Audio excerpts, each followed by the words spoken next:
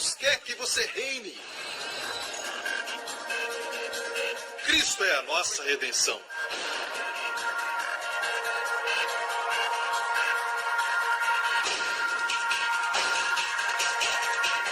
Deus é justo e faz o pecador justo.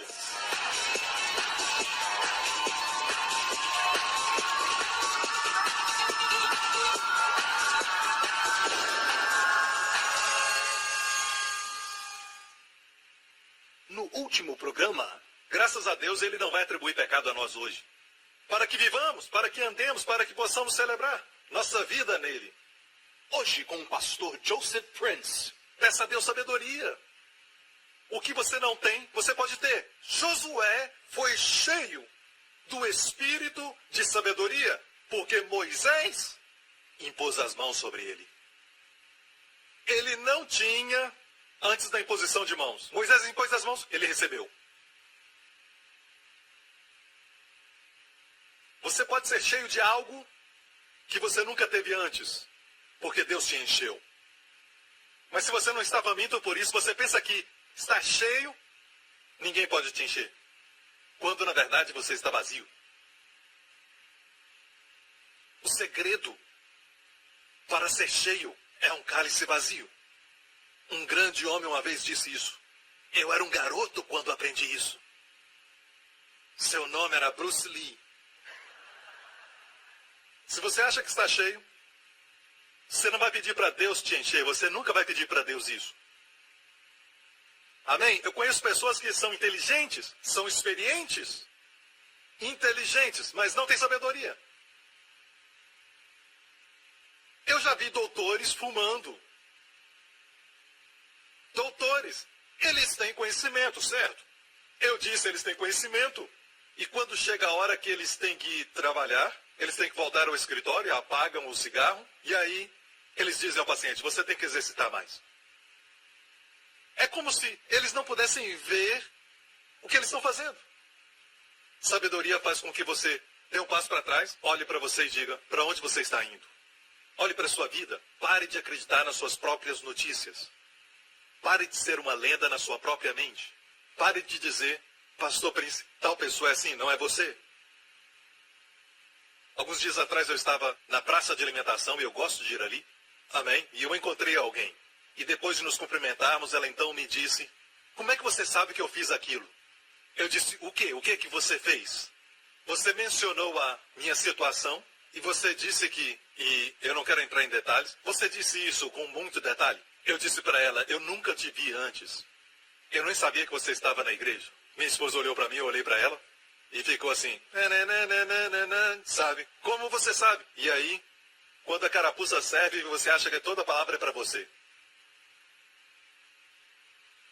Sem dúvida, todas as verdades se aplicam a todos nós, mas as pessoas que estão perdidas pensam que todos estão olhando para elas. Se preocupam consigo mesmas. E é muito doloroso ficar assim. Lembra de Jacó, semana passada? Ele falou para os seus filhos quando mataram o povo de Siquém, e tudo que ele pensava era, agora o meu nome está sendo manchado, agora virão após mim, eles vão me destruir e tirar todos os bens de mim, e destruir tudo que eu tenho. O que vai acontecer comigo? Sacal. Eu vou terminar com isso. Existem diferentes tipos de salmos, certo? Se você abre a sua Bíblia no meio, em qualquer lugar no meio, o coração da Bíblia são salmos. Coração de Deus. Os salmos não são, teologicamente, algo seco. É uma canção, é um fluir. Quando você está cheio do Espírito, flua nos salmos. O Senhor é o meu pastor, nada me faltará. É um salmo. Amém. Deitar-me faz em pastos verdejantes e podemos nos ver como ovelhas. Principalmente à noite quando for dormir. Amado, bem cuidado. Refrigera a minha alma. É lindo, é poético, sim. Mas acima de tudo é verdade do céu. Para os cuidados da terra. Amém. Mas há diferentes tipos de salmos. Há cânticos de degraus, ou em outra versão, cânticos de subida. E na verdade são 15 salmos, que são canções que fazem você subir de um nível para outro nível. E existem 15 salmos, chamados cânticos de degraus. E também tem 13 salmos chamados, ouçam, masquilim. Diga masquilim.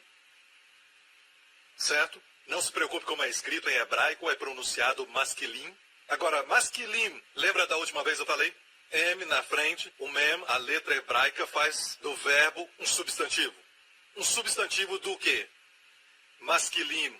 O que é quilim? Im é o quê? Plural. Certo? Elohim, 3 em 1. Amém? Então, im é sempre o quê? Como, por exemplo, morte em hebraico é singular, mas vida, eles pegam um copo durante um tempo de festa, ou durante o Shabat, ou todo sábado, na verdade sexta-noite, o pai de família levanta o seu copo e diz, L'chaim. Chaim, Rai, é vida. Com M, é vidas. Gramática errada, mas vida está no plural, mas morte no singular. Essa é a mente de Deus. Vida é abundante. Então, tirando o M do começo e final da palavra masculin, os dois M's, no começo e no final, fica sacal. 13 salmos. Salmos masculin, que te dão sabedoria. Meu tempo acabou. Vai ficar para a próxima. Você está pronto? Nós não vamos falar de todos os 13. Mas nós vamos, pelo menos, falar do primeiro. Adivinha qual é o primeiro masculin? E por falar nisso, deixa eu dizer que no final dos tempos, o livro de Daniel nos fala que aqueles com masculin, aqueles com sacal, certo? Plural, o substantivo para sacal é masquil.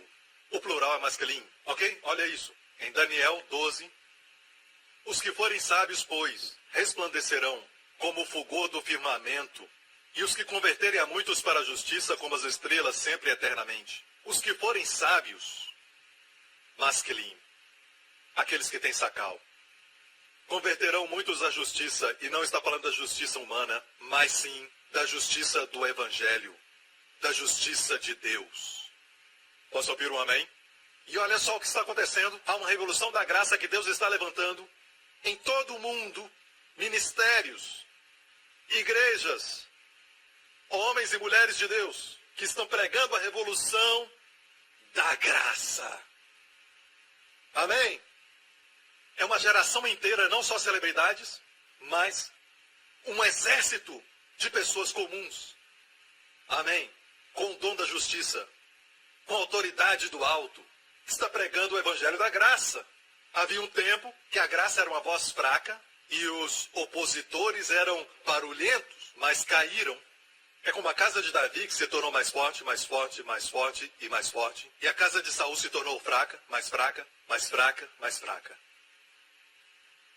Não sou eu que estou fazendo isso, mas é o que Deus está fazendo. Esse evangelho não começou com Joseph Prince, mas começou com o apóstolo Paulo do Senhor Jesus Cristo. E todo mundo diga, então muitos que forem sábios resplandecerão como o fulgor do firmamento e converterão muitos à justiça. E Deus diz que eles serão como estrelas sempre e eternamente. Você pensa que as estrelas hoje são celebridades, mas você vai ser uma estrela não só agora, mas para sempre e eternamente.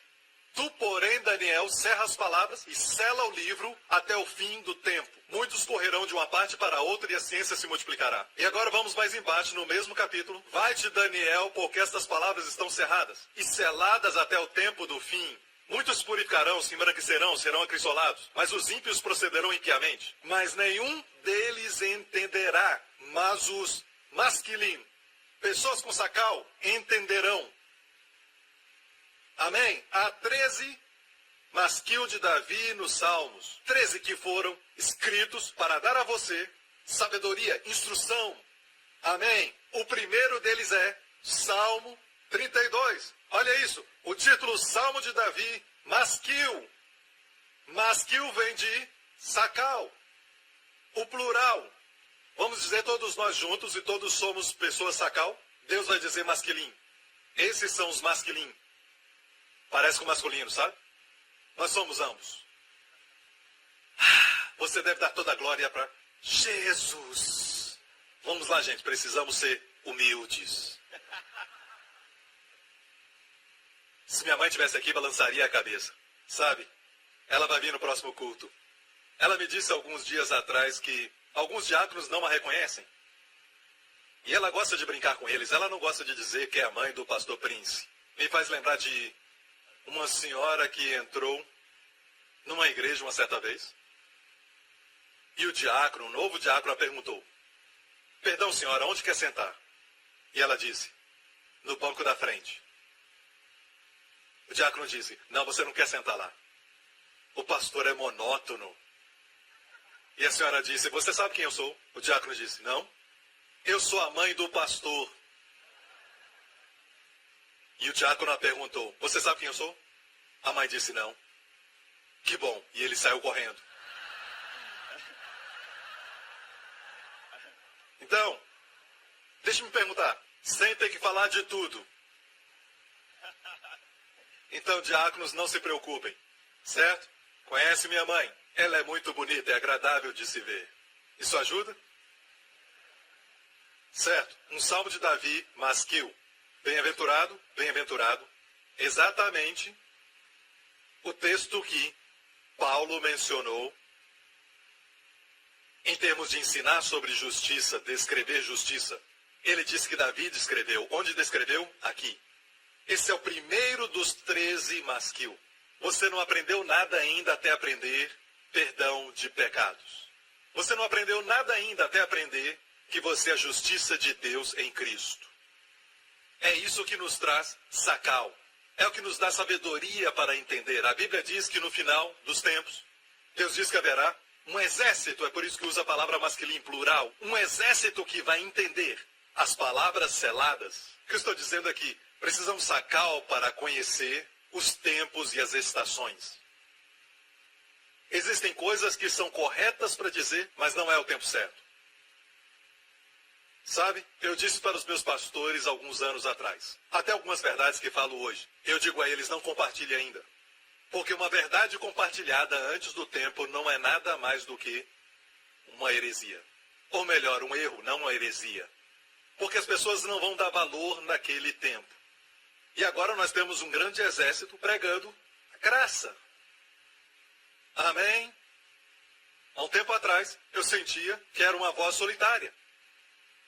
E agora é um grande exército. E agora temos diferentes versões. Eu já te avisei sobre essas versões. Amém? Se realmente Deus confirmar a revelação deles, que o Senhor faça prosperar seus ministérios, que Deus dê a eles influência. Eu já disse antes, não precisamos arguir. Então, de onde Paulo tirou seu ensino? De Romanos 4, nessa passagem. Este é o primeiro dos 13 masquios.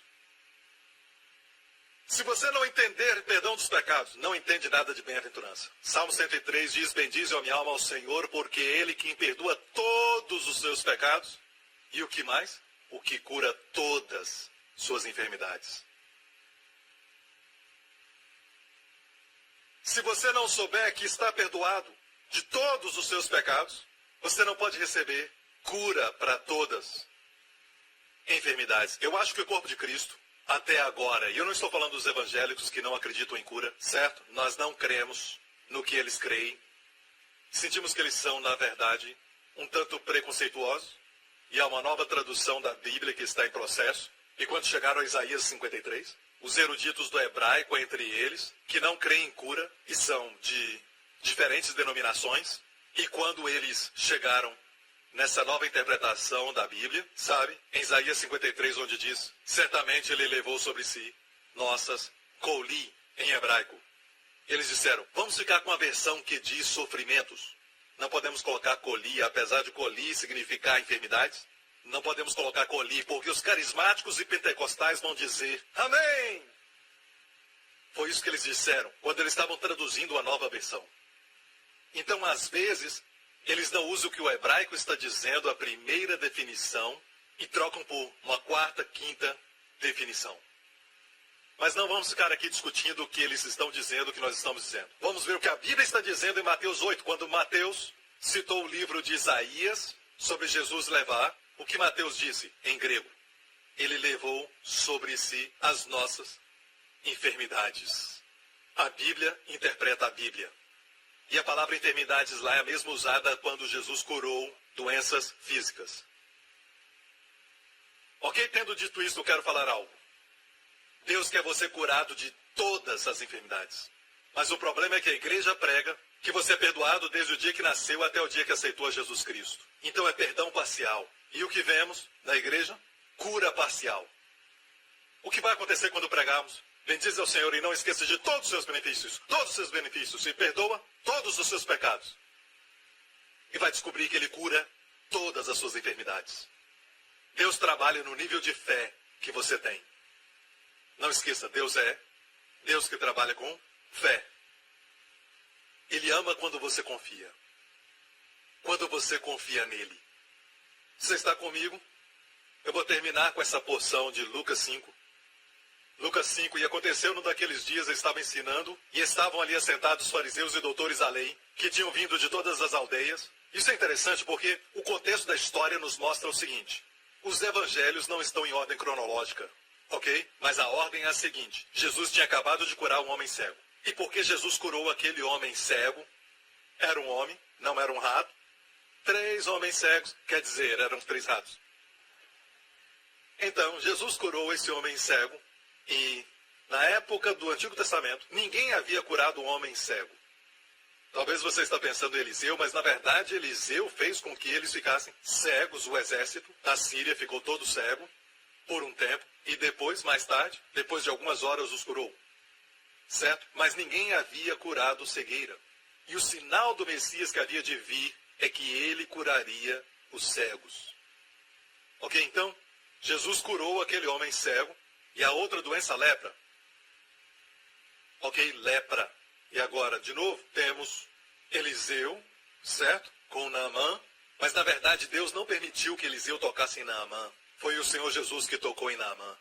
Naamã teve que entrar no rio, longe de Eliseu. Então, está claro que homem não pode curar cegueira e lepra, entendeu? Então, alguém foi curado de lepra e de cegueira. Então, todos os doutores da lei, todos os fariseus estavam reunidos em Cafarnaum, certo? Enquanto ele estava ensinando, estavam ali sentados fariseus e doutores da lei, que tinham vindo de todas as aldeias da Galileia, da Judeia e de Jerusalém. Por quê? Para ouvir o que esse rabino falava. O nosso Senhor Jesus, o nosso Senhor de amor, o príncipe da paz, vieram vê-lo. Amém. Eles não sabiam que estavam vendo a Deus, Jeová, na carne.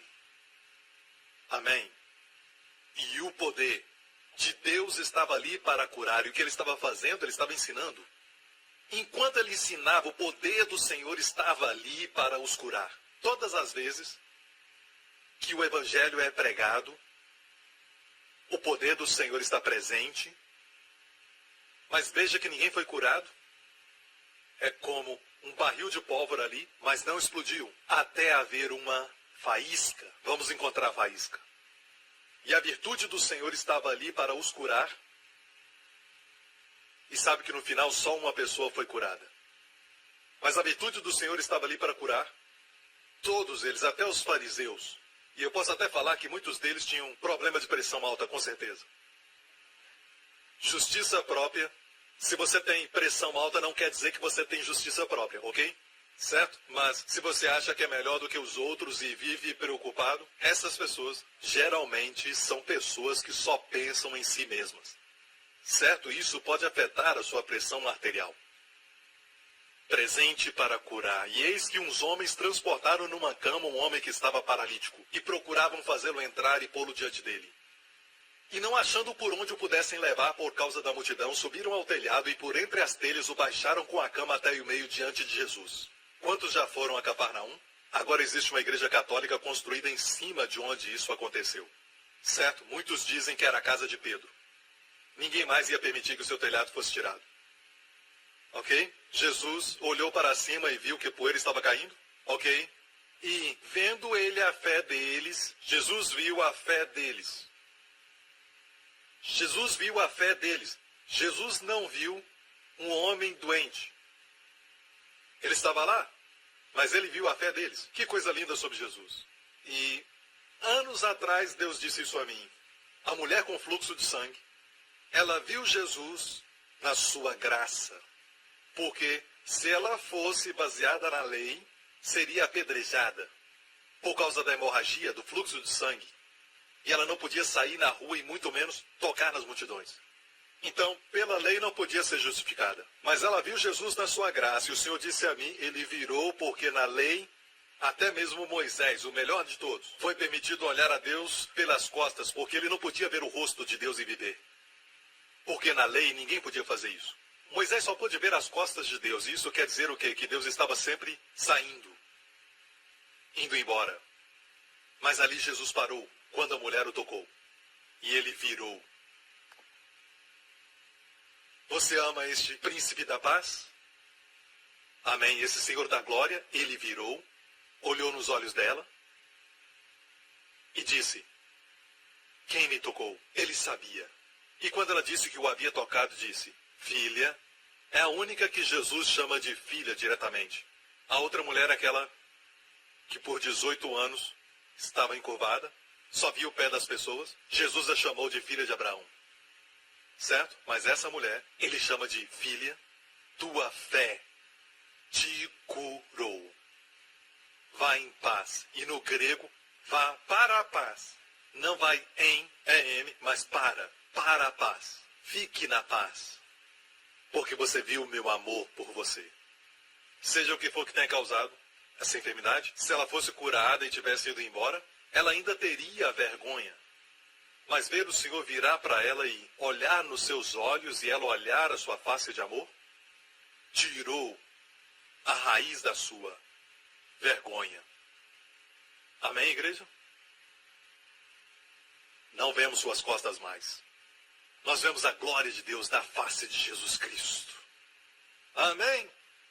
A lei é as costas, a graça é o encontro face a face. Glória a Deus. Vendo a fé deles, disse-lhe, homem, os teus pecados. E vendo ele a fé deles, disse-lhe, homem, os teus pecados te são perdoados. E ele nem teve a oportunidade de confessá-los. Os teus pecados estão perdoados. Viu a fé deles e declarou. Eu não tenho tempo para dizer que no grego é pretérito perfeito do indicativo passivo, que é muito interessante, porque nem sempre aparece no ministério de Jesus, certo? Quer dizer, perdoado de uma vez por todas e não pode ser repetido. E é usado em 1 João capítulo 2, quando João fala de nós dizendo, filhinhos, os vossos pecados vos são perdoados pelo seu nome, é pretérito passivo indicativo. Não se pode repetir, é perdoado de uma vez por todas. É por isso que capítulo 2 em 1 João e capítulo 1, verso 9 não podem se conciliar se ambos foram escritos para crentes. Então, por que saber isso é importante? Porque leva à cura.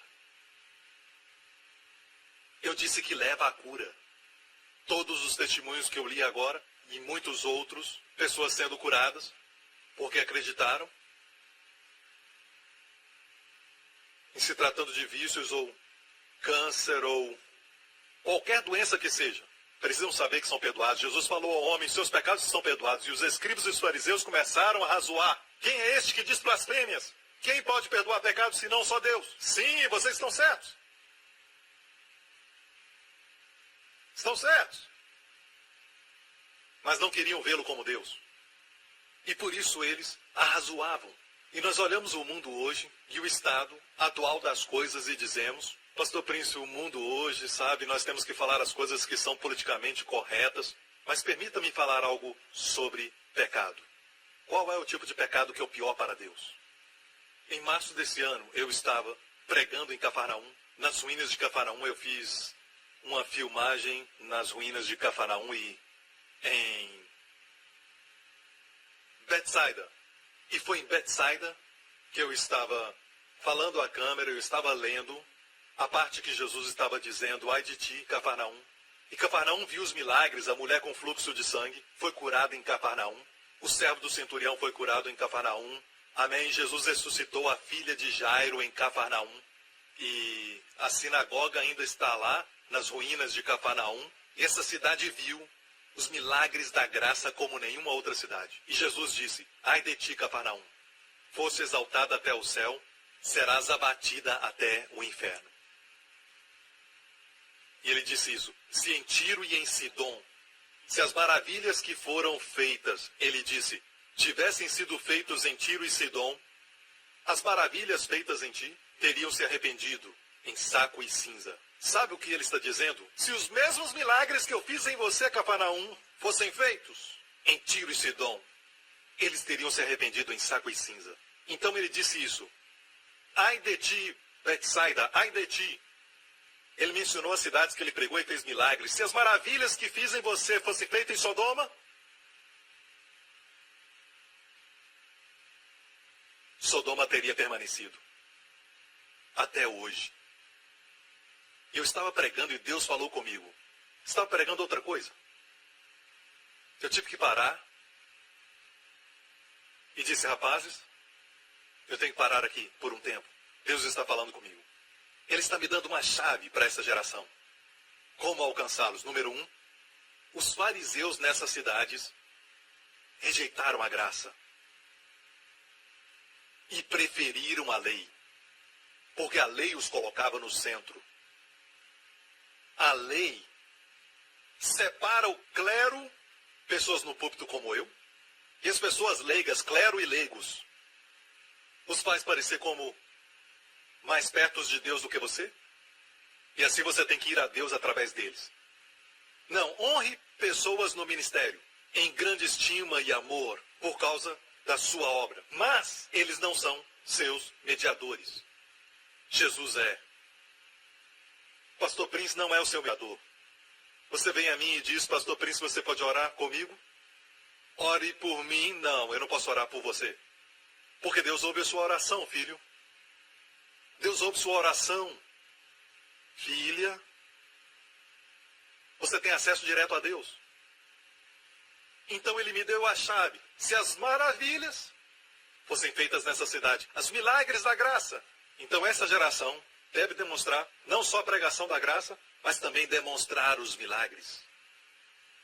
Diga para eles, eu não estou aqui para julgá-los.